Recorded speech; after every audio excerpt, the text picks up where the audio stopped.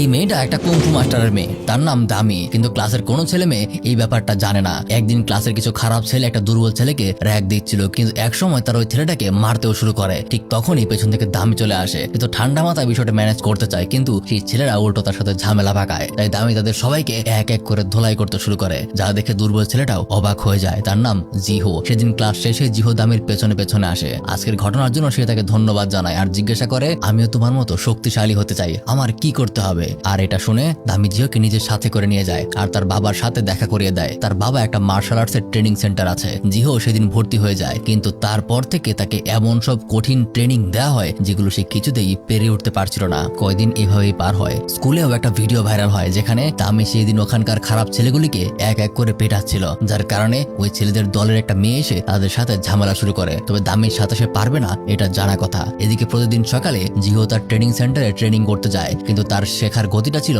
অনেক কম। তাই দামির বাবা দামিকে ট্রেনিং এর দায়িত্ব দেয়, আর সেখানে দামি তার অবস্থা একদম টাইট করে ফেলে, যার কারণে পরদিন স্কুলে যাওয়ার সময় সে ঠিক মতো দাঁড়াতেও পারছিল না। এদিকে সেই স্কুলে একটা ছাত্র কমিটি ছিল, সেখানে ওই খারাপ ছেলেরা দামির বিষয়ে তাদের কাছে অভিযোগ জানায়। তাই সেখানে হানসেল নামের একটা ছেলে দামিকে ওখানে ডেকে পাঠায় আর তাদের বিচার শুনতে শুরু করে। আসলে ছাত্র কমিটির ওখানকার প্রত্যেকটা ছাত্রই সবসময় কোনো না কোনো ঝামেলায় জড়িয়ে থাকে, তারাও খারাপ কম না, কিন্তু স্কুলে সবসময় তারা নিজেদের রেপুটেশন বজায় রাখার চেষ্টা করে। সেখানে হানসেল নামের ছেলেটা প্রথম দেখাতেই দামিকে পছন্দ করে ফেলে, তাই সেখানে সে তাকে কিছু বলে না। এরপর মাঝে মাঝেই হানসেল দূর থেকে দামিকে দেখতো। তারপর একদিন স্কুলের ছাত্র কমিটির সাথে একটা গ্যাং সদস্যের মিটিং হয়। আসলে সে কোনো এক সময় তাদের সাথে লেখাপড়া করেছে, কিন্তু বর্তমানে সে শহরের একটা গ্যাং এর মেম্বার। তবে আবারও কোনো এক কারণবশত সে স্কুলে ভর্তি হয়েছে, তাই তাকে স্বাগত জানানোর জন্যই এই পার্টির আয়োজন করা হয়েছে। কিন্তু হানসেল এই বিষয়গুলো তেমন পছন্দ করছে না, এক প্রকার পরিস্থিতির চাপে পড়েই সে দলের সাথে আছে। অপরদিকে একদিন আবারও কিছু খারাপ ছেলে জিহোকে র‍্যাগ করতে আসে, কিন্তু এবার জিহো মোটামুটি ভালোই মার্শাল আর্ট শিখেছে,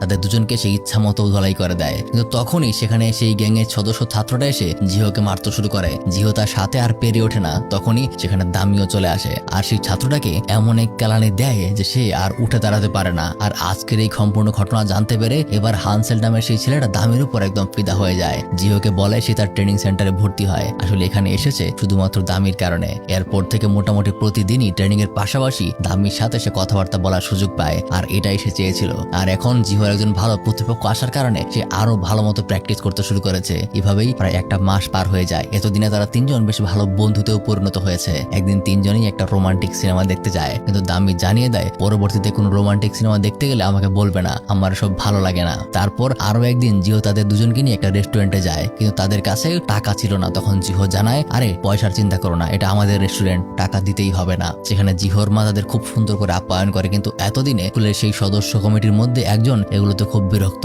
কারণ তাদের তিনজনের কারণে পুরো ছাত্র কমিটির রেপুটেশন দিন দিন কমে যাচ্ছে। তাই সে ওই মেয়েটাকে ডেকে আনে, যাকে সেই দিন দামি সবার সামনে কেলিয়েছিল। তার হাতে একটা মেডিসিন আছে, যে করেই হোক দামিকে এটা খাওয়াতে হবে, আর তারপর তার সাথে যা করার দরকার তারা সেটা করবে। তাই প্ল্যানিং অনুযায়ী মেয়েটা দামিকে ক্যান্টিনে একটা কোনায় ডেকে আনে। সেখানে সে ওই দিনের ঘটনার জন্য দামির কাছে সরি বলে, আর তার জন্য সেই কফিতে ওই মেডিসিন মিশিয়ে রেখেছে। মেয়েটা হয়তো ভেবেছিল দামি হয়তো উল্টো তাকে কথা শুনবে, কিন্তু না, দামি বরং বিষয়টাকে অ্যাপ্রিসিয়েট করে আর উল্টো তার কাছেই সরি বলে। সেদিন সে একটু বেশিই করে ফেলেছে। আর আজকে দামির এরকম বন্ধুসুলভ কথাবার্তা শুনে মেয়েটাও তার ভুল বুঝতে পারে। তাই যখন দামি সেই কফি খেতে যাবে তখনই সে তাকে আটকায়, যার কারণে তাদের প্ল্যান নষ্ট হতে দেখে সেই ছেলেরাও বের হয়ে আসে। ওইদিকে আবার জিহো আর হ্যান্সেলকেও সেই কমিটির পোলাপানেরা ঘিরে ধরে, কিন্তু এতদিনে অনেক কিছু পরিবর্তন হয়ে গেছে। হানসেল আর জিহো তাদের সবাইকে ধরে এক এক করে পেটাতে শুরু করে। ওইদিকে দামিও তাদের সবাইকে একদম মাটিতে শুয়ে দেয়, আর এরপর থেকে স্কুলের প্রত্যেকেই তাদের নতুন লিডার হিসেবে এই তিনজনকেই বেছে নেয়। আর এখানেই গল্পটাও শেষ হয়ে যায়।